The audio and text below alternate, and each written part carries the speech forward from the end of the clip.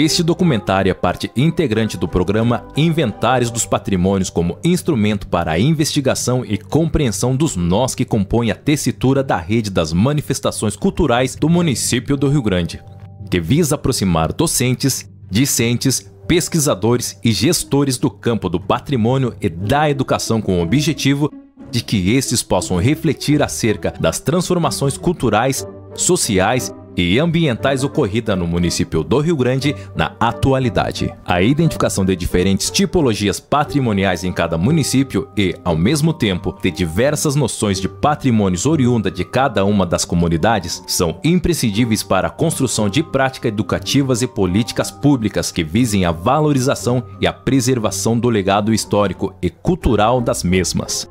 A partir desse pressuposto, os objetivos que orientam as atividades deste programa decorrem da problematização da teoria e da prática acerca da noção de patrimônio, a fim de encaminhar proposta para a construção de políticas patrimoniais pela municipalidade, fomentar o tombamento de bens patrimoniais locais e ainda conjugar ensino, pesquisa, extensão e gestão. Para tanto, estão sendo realizadas atividades que visem o mapeamento de alguns bens culturais locais, materiais e imateriais, assim como a realização de atividades de educação patrimonial junto às comunidades próximas a esses bens e outras ações que têm como o objetivo o repensar sobre a relação política pública, patrimônio e educação e suas diversas perspectivas.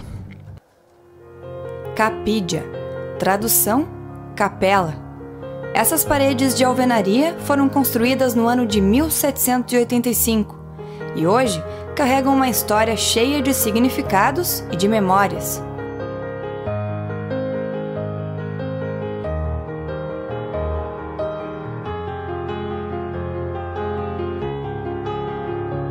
Hoje nós vamos conhecer um pouco mais da história da Capela Nossa Senhora da Conceição, que, estando de portas fechadas há mais de 20 anos, passou a dar o nome popular de Capilha, à região da Estação Ecológica do Taim, na cidade de Rio Grande.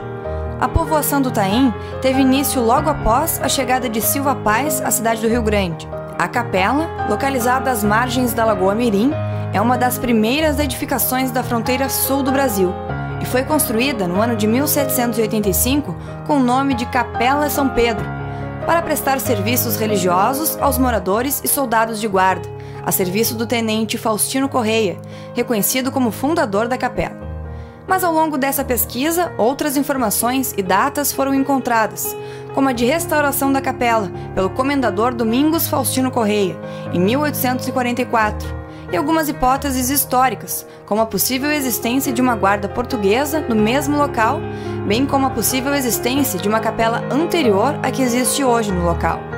Esses dados estão sendo analisados por uma recente pesquisa do curso de Arqueologia da FURG, o qual colaborou com a produção desse trabalho. Bom, esse trabalho começou porque a capela precisava passar por um restauro, ela está desativada das funções dela pelo menos desde a metade dos anos 90, a gente sabe. E havia um apelo ali da comunidade local para que ela voltasse a funcionar. E o bispo da cidade de Rio Grande, essa é a informação que nós temos, né, desde a época do projeto, que foi em 2009. O bispo entrou em contato com a FURG, o reitor de então, o professor Cuzan, ofereceu a possibilidade da FURG realizar o projeto de restauro, não a execução do restauro, que são coisas diferentes. E aí a equipe de arquitetura da FURG se envolveu na proposta e convidou os arqueólogos para desde o início participar da construção de um projeto que pudesse ser oferecido ao bispo. Isso foi algo inédito, não é muito comum, né? Principalmente aqui no Rio Grande do Sul não é muito comum que arquitetos trabalhem juntos com arqueólogos em obras de restauro, e nessa etapa do projeto principalmente, né, que é a etapa que vai se pensar como vai se fazer o restauro. Então para nós foi bacana, o curso estava começando, né? O curso começou em 2008 e isso era finzinho do ano de 2008. E nós então montamos um projeto, quem coordenou foi a professora Beatriz Thyssen e o professor Marcial Pugliese. Nós optamos na época por tentar identificar umas estruturas que aparecem do lado direito da capela, quem vê ela de frente, porque são umas estruturas que indicam que poderia ter alguma edificação que fosse como um anexo da capela. Essa era a grande questão ali, digamos, prática para resolver, que os arqueólogos pudessem oferecer aos arquitetos: olha, aqui tem uma dúvida estrutural e a gente pode ajudar. Mas claro que era muito mais do que isso, né? Escavar um prédio histórico como esse, com a história que tem, pouco conhecida, infelizmente, né? Nos permitia fazer a primeira escavação oficial do curso de arqueologia da FURG. Isso também foi uma coisa bacana, né? Com a primeira turma de alunos. Aqui nós temos uma história de ocupação que é marcada pelo conflito entre duas frentes coloniais, a frente portuguesa e a frente espanhola. E essa área, onde por acaso temos uma pequena capela sobrevivente até hoje, né? Ela foi uma área de disputa, uma área que os espanhóis reconheciam como sua, desde o Tratado de Tordesilhas de 1494, e mesmo sendo reconhecida como espanhola, eles não fizeram uma ocupação de fato, no sentido de nesta região fundar vilas, cidades ou povoados espanhóis. Quando eu me refiro a essa região, eu falo do que se conhecia como banda oriental do Rio Uruguai, vai desde a margem do Rio Uruguai até o litoral. Essa região foi cobiçada então pelos portugueses por uma razão estratégica. O controle desta área significava disputar o controle da entrada do Rio da Prata, que é uma via de acesso para o interior do continente importante, não por acaso. Foi ali que os espanhóis instalaram sua primeira posição nessa parte. Em 1737, uma expedição de portugueses comandada pelo Silva Paz vem em socorro à colônia que estava cercada por espanhóis desde 1935, e ele tinha por missão levantar o cerco da colônia, tentar atacar Buenos Aires e fundar uma fortificação, um fortim, nesse caminho estratégico, e ele escolhe a margem do canal que deságua a Lagoa dos Patos no mar, por indicação dos portugueses, luso-brasileiros, que já frequentavam essa zona fazendo contrabando. Então, de 1737 em diante, a gente tem uma presença portuguesa que vai fazer com que eles instalem também pequenas guardas de controle, tanto para o sul, para o lado do Chuí, do Arroio Itaim, como para o norte, né? Do lado de São José do Norte, Tavares, Mostarda, das cidades atuais. E isso vai fazer com que essas guardas tenham uma posição estratégica de controle de rota. Indício, apenas um indício, mas é um ponto de partida, de que onde a capela está hoje poderá ter sido o local de uma destas guardas portuguesas que foram criadas a partir de 1740. Por que eu digo poderá? Porque há alguns indícios de documentação. Um administrador que veio logo em seguida depois de Silva Paz, chamado Coutinho, deixou um relatório do seu período de governo, onde ele diz que instalou uma guarda no Taim e uma guarda no Arroio Itaim. Ele fala de duas guardas no Taim diferentes, né? Além do Albardão e etc. E o início da construção do Fortim de São Miguel, né? As ruínas estão lá hoje em território uruguaio. Esse indício é um indício importante, porque o lugar onde está a capela, chamada capilha, né, ele é um lugar que tem uma boa visibilidade daquela parte da lagoa, ele está numa parte mais alta do relevo ali. Teria as condições, digamos, que nós conhecemos historicamente para instalar uma guarda que tivesse interessado em controlar o trânsito de sul para norte, norte para sul, nesse litoral muito estreito que fica entre a lagoa e o mar, né, entre a Lagoa Mirim e o mar. Mas isso é um indício apenas. Nós não fomos para lá trabalhando com a hipótese de que íamos encontrar a guarda, mas era um cenário possível. Quando nós começamos as escavações, a gente se deteve, como eu disse, naquelas estruturas que ficam do lado direito da capela, né, e ali nós fizemos uma metodologia arqueológica de quadriculamento da área, começamos a escavar as quadrículas, fizemos uma intervenção dentro do prédio também. A grande surpresa que surgiu desse trabalho foi nós termos encontrado enterramentos, na linguagem dos arqueólogos, enterramentos conexos, ou seja, os esqueletos estavam completos. Pelo menos 2 casos, né, que nós localizamos, paramos inclusive de abrir aquela área porque sabíamos que podia ter mais. E esse não era o foco da nossa pesquisa, trabalhar com enterramentos humanos. Isso apareceu, foi uma surpresa, porque do lado esquerdo da capela, sim, até hoje há a informação de que foi o cemitério, não é usado há muito tempo, e ali nós então não escavamos, porque sabíamos que quem escava no cemitério pressupõe-se que vai encontrar esqueletos. Mas do lado direito não, nós imaginávamos que aquilo podia ter sido um anexo, podia ter sido um jardim, podia ter sido outra estrutura e não um local de enterramento. Desde o primeiro dia das escavações já começaram a aparecer ossos humanos na superfície, nas primeiras camadas, né? Já apareciam dentes, pedaços de costela, mandíbulas, né? Pequenos pedaços de calotas de crânio. E dentro do prédio da capela, sim, aí não era surpresa nenhuma para nós, porque é uma prática comum do período colonial que vem até o século XIX no Brasil, sepultar dentro de igrejas. nós encontramos uma quantidade muito mais expressiva mesmo, muito grande de ossos humanos espalhados no subsolo da capela. Muitos deles aparentavam ter sido deslocados para as laterais, se encontravam amontoados nas laterais, e isso pode indicar reformas que foram feitas no piso. É um prédio que tinha mais de 100 anos, então muitas reformas devem ter acontecido ali. De fato, a escavação demonstrou pisos diferentes, tá, de ocupação, que foram reformas que foram feitas. Então dentro não nos surpreendeu. Nos surpreendeu sim esses enterramentos externos. Tá? Foi um trabalho disso. Teria uma outra hipótese, né, de uma possível capela de madeira no local? Do que ela seria feita, a gente não chega a fazer uma afirmação. Nós temos um mapa de 1777 que foi recopiado em 1796, por aí, né? Não tenho o dado exato aqui comigo agora. Esse é um mapa feito por um português depois da expulsão dos espanhóis. Os espanhóis ocuparam o Rio Grande entre 1763 e 1776, numa tentativa de expulsar os portugueses dessa região. Logo depois da retomada pelos portugueses dessa área, um mapa foi feito, né, por um cartógrafo português, e ele indica exatamente onde é a capela hoje. Não dá para dizer exatamente porque esses mapas têm uma relativa precisão, jogando na cartografia atual. Ele indica um local onde ele diz: capela não existe mais, isso ele está dizendo em 1777, guarda portuguesa do tempo da guerra. Essa expressão é a legenda desse desenho que está no mapa. E o que ele está dizendo ali para nós é um indício de que talvez... o que a gente trabalha? Quais são as hipóteses? A capela já podia existir desde o tempo da chegada dos portugueses, daquela primeira guarda que eles fundaram em algum lugar daquela região.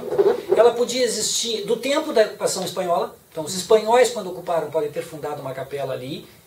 Por que a escolha daquele lugar? Também um indício que ali já era um local ocupado, talvez pelos portugueses antes, mas a capela poderia ter sido feita pelos espanhóis. Daí poderia vir o nome capilha, ou capilla, que é a expressão em espanhol para capela. E a outra hipótese é que essa capela, que pode ter sido feita por portugueses ou por espanhóis, ela não existia mais em 1777, mas esta que está lá hoje pode ter sido feita no mesmo lugar, onde antes houve outra. A escavação não permitiu identificar estruturas e dizer com clareza: olha, isso aqui vai até a primeira metade do século XVIII, que seria uma primeira capela portuguesa, e daqui em diante nós temos uma capela do final do século XIX, do final do século XVIII, que seria então esse lugar de agora. Porque o dado que a gente tem é que ela é fundada no final do século XVIII, 1785. Esta que está lá hoje. E que obviamente não é o prédio que está lá hoje. O prédio que está lá hoje ele foi sendo construído sobre uma primeira capela. O que é interessante é que, independente dela ter sido portuguesa ou espanhola, principalmente no caso se ela foi espanhola no início e depois se tornou portuguesa, é que para os moradores atuais, esse dado histórico concreto não tem um peso no sentido do significado que aquele prédio tem. Com cerca de 10.000 hectares, a região do Taim, onde se localiza a capela, é uma reserva natural decretada como Unidade de Conservação Federal, reconhecida como uma das mais importantes áreas de conservação, preservando banhados e lagoas, campos, dunas e matas da Restinga, que abrigam uma grande diversidade de espécies de animais e vegetais. Ao longo dessa pesquisa, foram coletadas informações e entrevistas com a comunidade que vive hoje no local, composta por pescadores e agricultores, que relatam reconhecer o local e principalmente a capela como um patrimônio que abriga a história da maior parte dessa população. E o motivo de todo esse pertencimento está muito mais relacionado com as memórias de vida dos moradores que cresceram em torno da pequena capela do que com qualquer relação religiosa. Alguma coisa, claro, me lembro, né? Primeiro, antigamente, não tinha essa praça aqui, era só a capela ali, havia bastante gente a batizar, a casamento. Porque agora, o negócio de ela estar assim, tem missa, uma vez por mês, está muito bom, está Nossa Senhora de Fátima, Senhora de Conceição, muitos santos, né, ali. Aí, depois, até meus filhos foram batizados aqui nessa igreja. As três queridas, só o grupo não. As três queridas. Você acha que a capela é importante para a história do local aqui? Com certeza, né? Com certeza, né? Marcou a história de muita gente. Sim, com certeza, né? E agora ela estando assim, né, abandonada numa situação, porque você acha que deveria ser feito? Consertar, né? Consertar ter nova continuação, porque o estado que ela está ali querendo estar aí, é brava a pessoa, né? Claro, faz falta que faz, a gente vê, a gente sabe, né, que faz falta. Tanto é que um batizado, precisa batizar uma criança, né? O casamento tem que ir em outro local aí. É mais caro, né? Sim. É mais caro. Mas todo mundo ainda tem esse sentimento assim, de carinho com a igreja. Nossa trabalho que fazer parte da história. Sim, tem assim, os pais são pessoas, né? Antigamente tinha essa piscina, vê lá as pessoas ali, agora não, né? Sim. Aí faz falta isso aí também, né? Tem batizado muitas vezes. Quando quase não veio aqui, tem que ir na quinta, né? Marcar na quinta, se quiser, para poder batizar uma criança. Faz falta, com certeza, faz falta. Né? Eu gostei aqui, eu me criei aqui fora, entendeu? E tudo fica mais fácil, né? Fui criado dentro de lavoura de arroz, plantando arroz, sabe, entendeu? Trabalhando assim. Aí casei aqui com guria daqui mesmo, cheguei e fiquei por aqui. É mais tranquilo, né? É mais tranquilo mesmo, tudo não tem incomodação, não tem negócio de droga, nada, tatuagem, nada, deixa tua casa aberta, amanhece aberta, Falando sobre a capela, qual é a sua relação assim, de memória com esse lugar aqui? O senhor tem aquele carinho com esse lugar aqui, mesmo não estando mais em funcionamento ou não? Não, tem gente, uma pena desses, ativaram a igreja. A senhora gostaria então que ela fosse restaurada? Não, claro, a igreja é histórica. Sim. O senhor gostaria que ela faz falta para a comunidade? Não faz falta, não tem nada, pelo menos fizeram essa pracinha aqui na frente, mas a igreja mesmo continua a mesma coisa. Fizeram essa praça, ficou muito bonito. E aí, quando eu casei mesmo, frequentei a igreja. O senhor estava me contando que casou na igreja? Isso, foi o último, casei e foi a igreja, o último casado aqui da casa. Fechou com chave. Fechei. Aí não tem, outra coisa aqui mesmo, é um ponto turístico isso aqui, né? Pra nós aqui é um ponto turístico, vem tudo que é ligado, só pegar essa capela fechada. Chega aqui mesmo, é fechado, o que tem ali é depósito de máquinas, de cortar grama, ancinho, então eu digo para limpar a praça. Pô, isso aí é um troço que era para conservar, tem ali mesmo, chegar os fins de semana, abrir a igreja aí mesmo, vem gente de tudo que é lugar. Mas me diz assim, o senhor então tem essa relação, que casou na capela, mesmo ela não estando aberta, ela não estando mais em funcionamento, o senhor sempre passa e tem aquela memória mesmo, tem aquele carinho com o lugar? Tem. Mas, segundo a comunidade católica do Taim, a capela precisaria ser restaurada não só pelo significado histórico que detém, mas para que a religião e a fé dessa população não se percam. Segundo os relatos, após o fechamento da capela, alguns objetos como mantos e imagens sagradas foram distribuídas entre os próprios moradores, que aguardam ansiosamente para que o local abra novamente as portas. Essa moradora, por exemplo, é a dona Juraci Lessa. Ela ficou com a guarda da maior parte dos objetos e também com a chave da capela. E conta que uma vez por mês, a comunidade faz questão de organizar missas improvisadas, levando um padre, algumas imagens e até algumas cadeiras de praia até o interior da capela.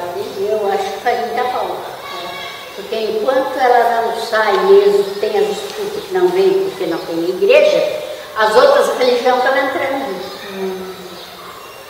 Então, junta mais gente nas outras. E aí o pessoal que é católico não tem que fazer, porque às vezes eles vão em casa. Uma vez por mês é aqui. Uma vez por mês é aqui. Vem uma vez por mês, eu falei. Aí a gente tem que fazer. Eu queria que fosse restaurada, então. Eu queria que ela fosse arrumada. Que não ficasse, como tivesse que ficar mesmo, foi antigamente, mudou tudo hoje em dia. Sim. Mas como é que desse para ter tudo arrumadinho, para as pessoas virem, ter vontade. Porque assim, vem chegando a hora, a gente vem aqui, vai aí, vê, não tem água, não tem mais nada aqui para lavar o chão, nada, porque a gente tinha tudo. Quantas vezes lavava tudo baldeado. A senhora tem alguma memória assim que a senhora lembra, que a senhora gosta de lembrar, de quando a capela estava em funcionamento ainda? Sim, as festas que a gente fazia. É? Festa assim que foi boa, As festas da Nossa Senhora, da Nossa Senhora dos Navegantes, Nossa Senhora da Conceição. Assim, a Senhorinha tinha São Cristina ali, os batizados, muitas vezes, Dia das Mães, quantas vezes nós fizemos festa aqui na igreja. Vinha tudo para cá. Terminou tudo. Os olhares denunciam a saudade e o carinho pelo local, mesmo que as informações mais históricas sobre a capela não sejam do conhecimento de todos. Mas a história que define a capela como um patrimônio cultural do Taim não teria o menor sentido sem esse pertencimento da população com o local, que se mostrou notável durante a pesquisa, assim como o papel da capela na construção da identidade cultural da região, fazendo parte, até os dias de hoje, da rotina, dos costumes e da memória dos moradores, que a cada dia ressignificam o que já fora lá vivido.